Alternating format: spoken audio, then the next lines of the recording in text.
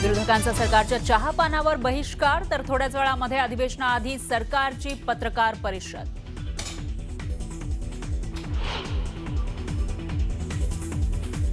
विरोधी पक्षनेता निवडला तर पाप बाहेर येतील अशी सरकारला भीती। पाशवी बहुमतामुळे सरकारची मुजोरी, भास्कर जाधव यांची टीका।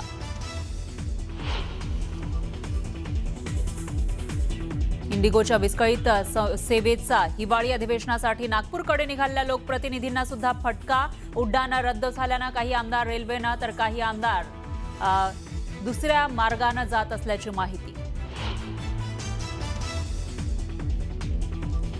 उद्धव ठाकरेंनी घेतली कामगार सेनेच्या पदाधिकाऱ्यांची बैठक। भारतीय कामगार सेना ही कोणाची मक्तेदारी नाही, ठाकरेंनी ठणकावलं।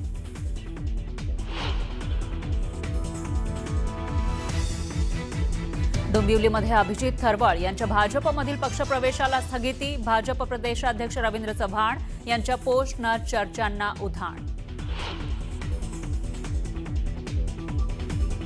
आणि स्मृती मंधाना आणि पलासचं लग्न मोडलं। सोशल मीडियावर पोस्ट करत स्वतः स्मृतीनंच दिली माहिती।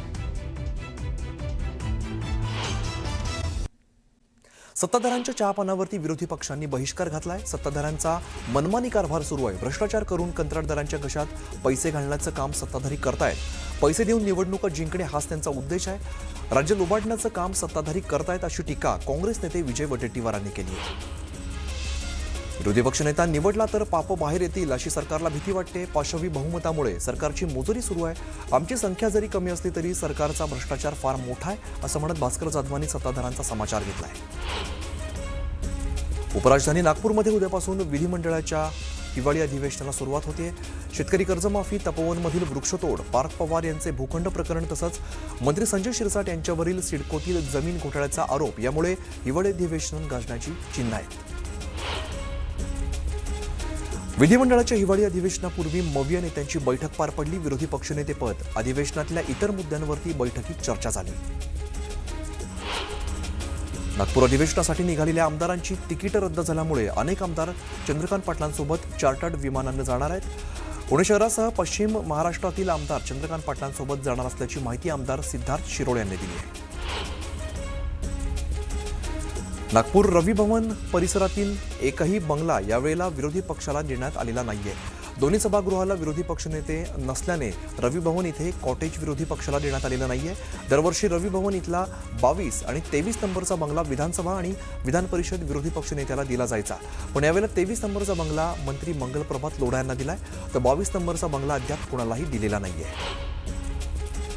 राष्ट्रवादीचे प्रदीप गारटकर यांनी भाजपाच्या पदाधिकाऱ्यांची भेट घेतली। पुण्यातील भाजप कोर कमिटीच्या बैठकीनंतर प्रदीप गारटकरांनी केंद्रीय मंत्री मुरलीधर मोहोळांची भेट घेतली, त्यामुळे गारटकर भाजपात प्रवेश करणार असल्याची चर्चा सुरू झाली आहे।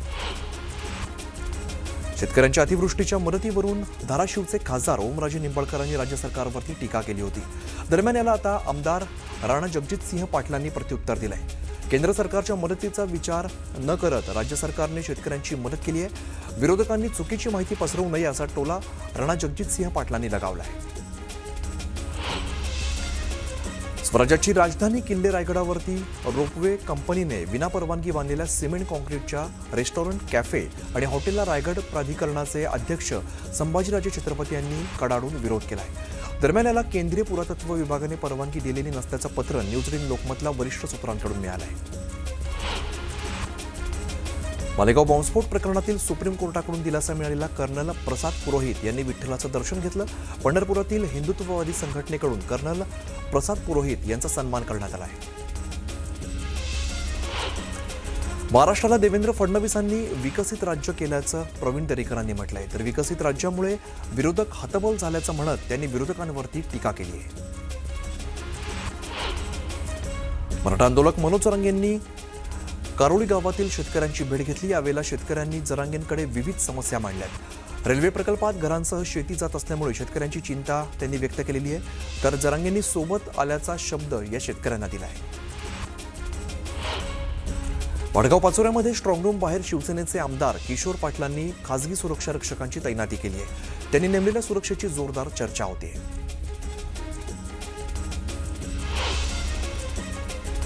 सोलापूरच्या बार्शी कृषी उत्पन्न बाजार समितीच्या निवडणुकीत 16 जागांसाठी मतदान होत आहे. 16 जागांसाठी 36 उमेदवार रिंगणात आहेत. दरम्यान कोणाचा विजय होणार हे पाहणं महत्त्वाचं असेल.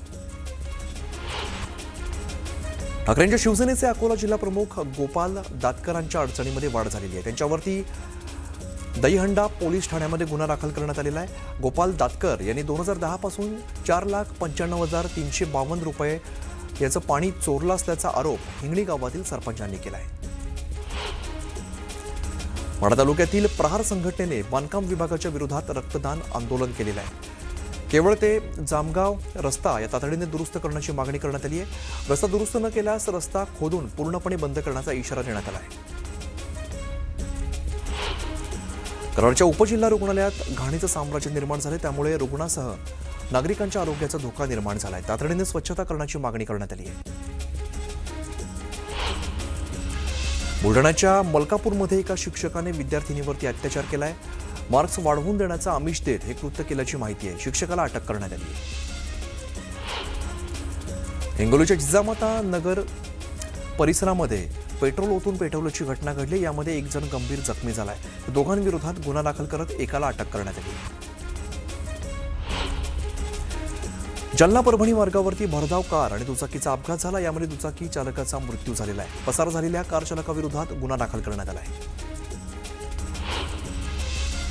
मनमाड बाजार समितीत मेथीच्या दरात मोठी वाढ झालेली आहे. मेथीच्या दरात 100 जोडींना 3,500चा दर मिळतोय. या किरकोळ बाजारात एका जोडीची किंमत 45 ते 50 रुपयांवरती पोहोचली आहे.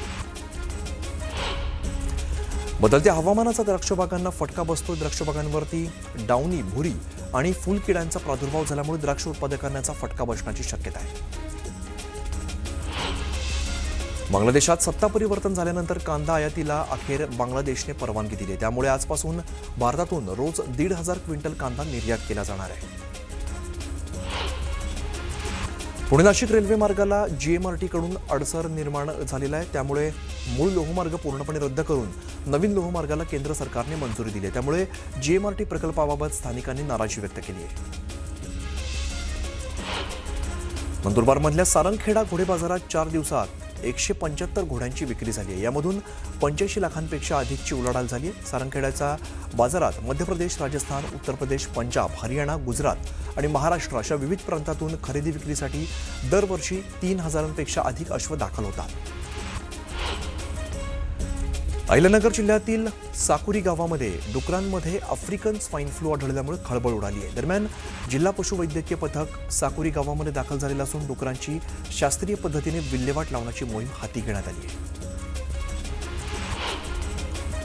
अकोल्यातील शिवाजी पार्क परिसरातील नाल्यामध्ये पडलेल्या गायीला स्थानिक नागरिकांनी जीवदान दिलंय. ही नाल्याची दुरावस्था झाली असून वारंवार अपघात होतात. त्यामुळे आता नाली दुरुस्तीची मागणी जोर धरू लागली आहे.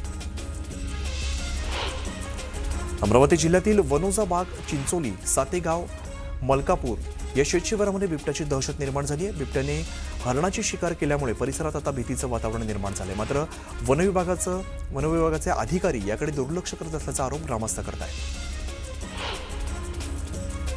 भंडारा जिल्ह्याच्या तुमसर या ठिकाणी सुभाषचंद्र बोस शासकीय उपजिल्हा रुग्णालयाची अवस्था बिकट झाली आहे. गेल्या 2 वर्षांपासून दंत तपासणी बंद आहे. त्यामुळे दंत रुग्णांना उपचार मिळत नाहीयेत.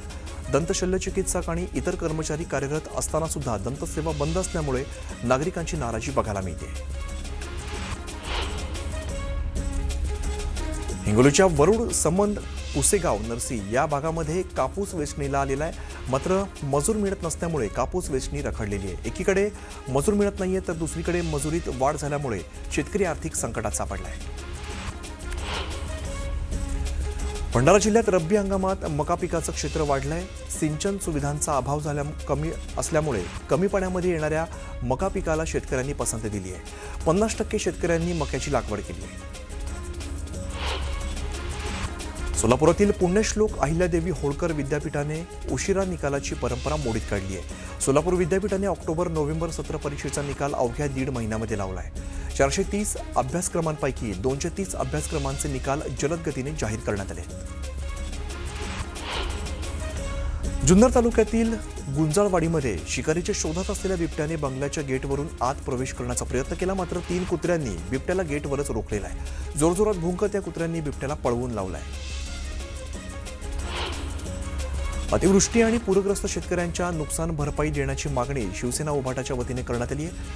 15 दिवसांमध्ये शेतकऱ्यांच्या खात्यावरती पैसे जमा करण्याच्या मागणीसाठी पंढरपुरात संत तुकाराम महाराज पालखी मार्गावरती रास्ता रोको करण्यात आला आहे.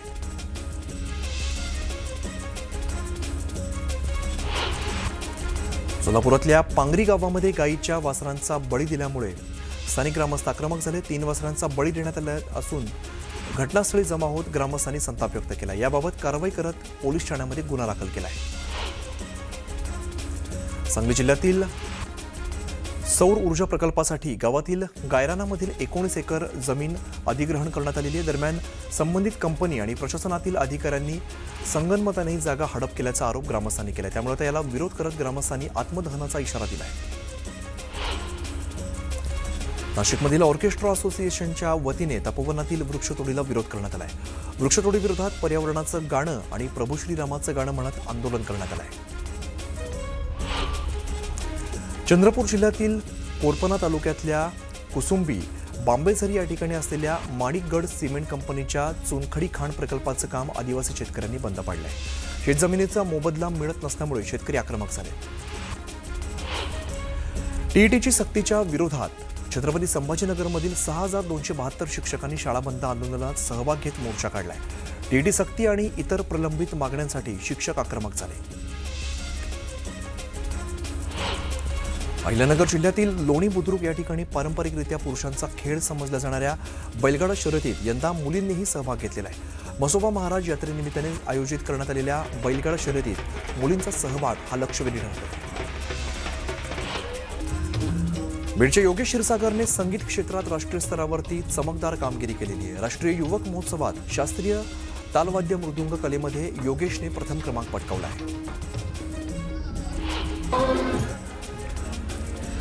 शिर्डी संस्थानकडून साईबाबांच्या पादुका दर्शन सोहळ्याचं आयोजन करण्यात आलेलं आहे. विदर्भ मिळत असलेल्या प्रतिसादानंतर उत्तर भारतात सुद्धा साईबाबांच्या पादुका दर्शन सोहळ्यासाठी भाविकांनी अलोट गर्दी केली आहे.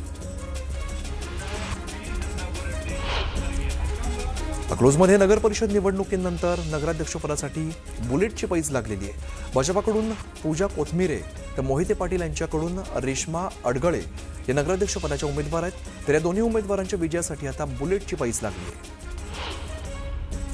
नाशिक जिल्ह्यातील मनमाड, येवला, चांदवड, नांदगाव आणि सटाणा या ठिकाणी स्ट्रॉंगरूम बाहेर पोलिसांचा बंदोबस्त तैनात करण्यात आला आहे. सोबतच उमेदवार आणि कार्यकर्ते सुद्धा कडाक्याच्या थंडीमध्ये स्ट्रॉंगरूम बाहेर खडा पहारा देत आहेत. नागपूर अधिवेशनासाठी निघालेल्या अनेक आमदारांची तिकीट रद्द झालेली आहेत. इंडिगो विमान सेवेचा आमदारांना फटका बसलेला आहे. इंडिगो विमान कंपनीच्या अनेक विमान फेऱ्या रद्द झाल्यामुळे आमदारांची तिकीट रद्द झाली आहे. विमानसेवा विस्कळीत झाल्याचा फटका आम्हाला सुद्धा बसला असता आम्ही सुद्धा बाय रोड येणार होतो. मात्र सुदैवाने मुख्यमंत्र्यांच्या विमानात आम्हाला जागा मिळाली आणि आम्ही अधिवेशनासाठी पोहोचलो, अशी प्रतिक्रिया पंकजा मुंडेंनी दिली आहे. देशभरातील विमानतळांवरती इंडिगोच्या उड्डाणांना होणारा विलंब आणि विमान रद्द करण्याबाबत केंद्र सरकारने कडक भूमिका घेतली आहे. अधिवेशना परिस्थितीत सुधारणा झाली असली तरी विमानं अजून सुद्धा रद्द होत आहेत आणि आज सकाळी हैदराबादमध्ये 115, मुंबईमध्ये 8 आणि चंदीगडमधून 3 विमानं रद्द झाली आहेत. सरकारच्या दणक्यानंतर इंडिगोने मोठं पाऊल उचललंय. आता इंडिगो रद्द केलेल्या तिकिटांचे पैसे तातडीने परत करणार आहे. तसंच इंडिगोकडून तिकीट रद्द केल्याबद्दल आणि रिस्केड्युलिंगबाबत कोणतेही प्रश्न विचारण्यात येणार नाहीत. तिकीट रद्द केल्याचा पूर्ण परतावा इंडिगोकडून देण्यात येणार आहे. इंडिगोची काल 800हून अधिक उड्डाणं रद्द झालेली आहेत. त्यामुळे प्रवाशांची मोठी गैरसोय झाली आहे. इंडिगोने आधीच 2000हून अधिक उड्डाणं रद्द केली आहेत.